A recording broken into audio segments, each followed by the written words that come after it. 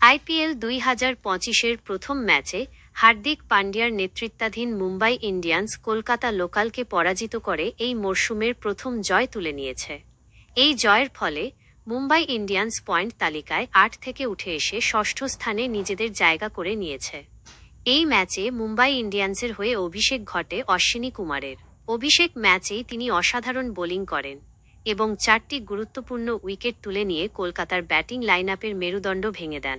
প্রথম ইনিংসে ব্যাট করতে নেমে কলকাতা লোকাল মুম্বাই ইন্ডিয়ান্সের নিয়ন্ত্রিত বোলিংয়ের সামনে দাঁড়াতে পারেনি এবং নির্ধারিত ওভারে 116 রানেই তাদের ইনিংস শেষ হয়।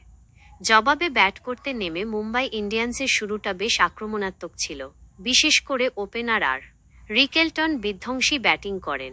তিনি মাত্র 41 বলে 62 রানের একটি ঝড়ো ইনিংস খেলেন। তার এই অসাধারণ ইনিংসের সুবাদে মুম্বাই ইন্ডিয়ান্স সহজেই জয়ের লক্ষ্যে পৌঁছে যায় এবং এই মরশুমের